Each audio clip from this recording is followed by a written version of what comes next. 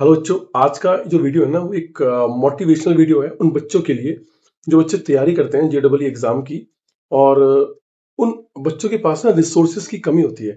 मेरे पास यूट्यूब के थ्रू मतलब एक दो बच्चों ने मुझे पर्सनल मैसेज करे, क्योंकि मैंने अपना पर्सनल नंबर डाला हुआ है जिससे कि मैं बच्चों की कुछ हेल्प कर पाऊँ। तो उन्होंने मुझे व्हाट्सएप पे पर्सनल मैसेज करा एक बच्चे ने। तो उसने मुझसे बोला कि सर, मेरे पास इतने रिसोर्सेज नहीं है, मैं इतनी बुक नहीं खरीद सकता। तो लेकिन मैं मेहनत कर रहा हूँ, मैं एक इंस्टीट्यूट में भी पढ़ रहा हूँ।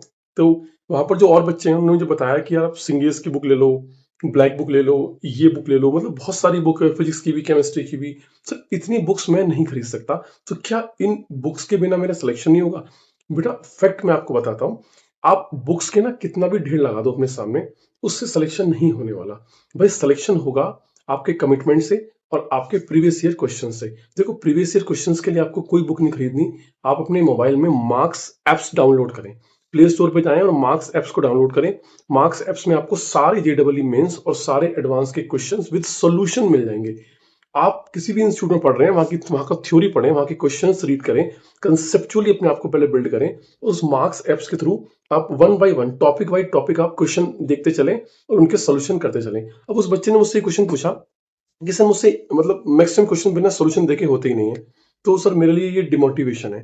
बेटा सीधी सी बात है यार, आप फर्स्ट टाइम एक टॉपिक पढ़ रहे हैं और वो भी जेडबल लेवल पर जो आप ट्राई करते हैं ना, तो आप अगर फंस रहे हैं तो वो लाजमी है। वो एक मतलब I think it's a common process कि आप फंस रहे हैं। कोई इसमें ऐसा नहीं है कि इससे आपका सिलेक्शन रुक जाएगा या फिर आपको लगता है कि आपके आसपास के बच्चे क्वेश्चन सॉल्व कर रहे हैं, आप नहीं कर पा रहे। बेटा देखो क्या है, हर एक बच्चे का अपना एक लेवल होता है, पहली बात तो ये है। लेकिन जब हमारे पास हमें लगता है कि हमारा एक एवरेज माइंड है, हम एक बहुत स्मार्ट माइंड लेके पैदा नहीं हुए, एवरेज माइंड के साथ हुए हैं, तो आपको ना मेहनत ज्यादा करनी होती है। मेहनत कैसे करनी होती है? अगर आपको लग रहा है कि आपको सोल्यूशन देखना पड़ रहा है, तो बेटा मैं तो कहता हूँ सोल्यूशन देखो, लेकिन सोल्यूशन देखने के बाद ना कंसेप्ट को बिल्ड करो। अगर आप मान लिया क्वाड्रेटिक इक्वेशन की सारी थ्योरी पढ़ चुके हैं, सारी थ्योरी पढ़ने के बाद भी आप जब क्वेश्चन करते हैं तो फंस जाते हैं, तो आपको चिंता नहीं करनी है। आप उस क्वेश्चन के सोल्यूशन के थ्रू ये चेक करो कि इसमें नया क्या सीखने को मिला। इस तरीके से आप अपने नोट्स मेंटेन करो और उन्हीं पीवाईक्यू को आप 2 से 3 बार एक बार करो। पहली बार आपको देख के कर रहे हैं कोई बात, दूसरी बार बिना देखे करो। आप बिलीव करो, आपके अंदर इतना कॉन्फिडेंस आ जाएगा कि फिर आप किसी भी प्रैक्टिस बुक के क्वेश्चन भी लगाओगे ना, असाइनमेंट लगाओगे, तो वो आपसे खुद सॉल्व होंगे। और जहां तक बुक्स को अफोर्ड ना करने की बात है, मैं आपसे बोलता हूँ कि आप मुझे पर्सनल मैसेज करें, मैं आपको पीडीएफ प्रोवाइड कराऊंगा, उससे आप क्वेश्चन की प्रैक्टिस करें। लेकिन डिमोटिवेट ना हो। बच्चे का ये कहना है कि सर मैं कर पाऊंगा या नहीं कर पाऊंगा, मैं बहुत डिमोटिवेट हूँ। डिमोटिवेट नहीं होना है बेटे। हर पल आपको ये एहसास दिलाएगा कि शायद आप नहीं कर पाओगे, लेकिन आपको ना उस चैलेंज के साथ लड़ना है। और पता है क्या होता है, कामयाबी, जब कामयाबी होती है ना, कामयाबी और मतलब सफलता और असफलता के बीच में ना एक बहुत छोटा सा गैप होता है। जब हमें ये लगने लगता है ना कि अब नहीं होगा, अब नहीं होगा, तो उससे जस्ट एक स्टेप हम दूर होते हैं। वो जो एक स्टेप होता है ना, उसको पार करना बहुत मुश्किल होता है, क्योंकि वो जो एक स्टेप होता है ना, उससे पहले हम सब कुछ सारी मेहनत कर चुके होते हैं, और वो उस एक स्टेप पर जाके हम हिम्मत हार जाते हैं। लेकिन उस एक स्टेप के बाद ही सफलता होती है। तो भाई हिम्मत नहीं हारनी है, आपके पास अभी टाइम है, पढ़ने का टाइम है, और ये आपकी एज भी है। अगर एक बार एज निकल गई, बाद में गिल्ट फील होगा कि अगर थोड़ी सी मेहनत कर ली होती तो लाइफ कुछ और ही होती। तो भाई डटना है, लगे रहना है। सोशल नेटवर्किंग साइट में इंस्टाग्राम अनइंस्टॉल करना है। मैं आपको ये नहीं कहता कि अपने आप को इतना एकाग्र करो, इतना कॉन्सेंट्रेट करो कि सारी चीजों को कंसंट्रेशन के बाद आप पढ़ सको। मैं तो कहता हूँ इंस्टाग्राम को अनइंस्टॉल करना है। इंस्टाग्राम आपके मोबाइल में नहीं होना चाहिए, फेसबुक आपके मोबाइल में नहीं होना चाहिए।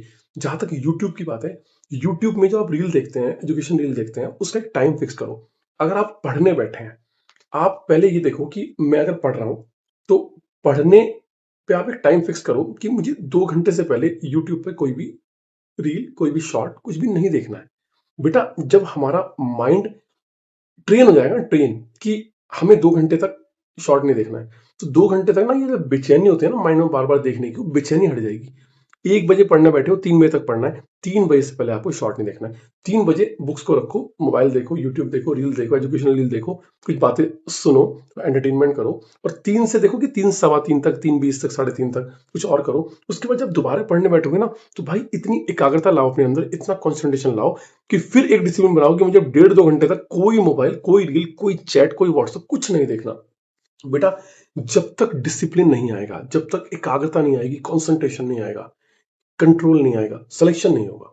आपको हर पल ये लगेगा कि आपसे ज्यादा मेहनत इस दुनिया में कोई नहीं कर रहा। लेकिन सच ये है कि आपसे ज्यादा मेहनत लाखों लोग कर रहे हैं, और वो हर मिनट, हर सेकंड आपको पिछाड़ते जा रहे हैं।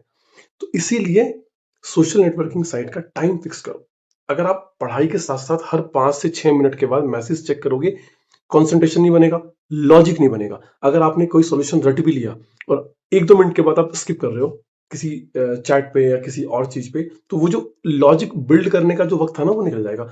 माइंड को भी क्या चाहिए? कंसंट्रेशन चाहिए। अगर आपके और आपके स्टडी के बीच में ना कोई डिस्ट्रैक्शन नहीं होगा, तो वो चीज़ ना लॉजिकली दिमाग में फीड हो जाएँगी। लेकिन उसके बीच में चैट्स होंगी, उसके बीच में बहुत सारी रील्स होंगी, तो वो सॉल्यूशन आपको समझ में तो आ जाएगा, लेकिन कभी भी आपके दिमाग में सेव नहीं होगा। अगर आप उसी क्वेश्चन को दोबारा से कभी देखोगे ना 1 महीने बाद, तो आपको उतने ही एफर्ट से उसका सॉल्यूशन सोचना पड़ेगा, जितना आपने पहले सोचा था। मतलब उस टाइम पीरियड में कोई गैप नहीं होगा, क्योंकि आपका कॉन्सेंट जो कांसेप्ट था वो तो बिल्ड हुआ ही नहीं। आपने तो सॉल्यूशन को देख के अपने माइंड में एक कैशे मेमोरी में आपने चीजें सेव कर ली कि ऐसे क्वेश्चन को ऐसे करते हैं। कंसेप्ट बिल्ड नहीं हुआ।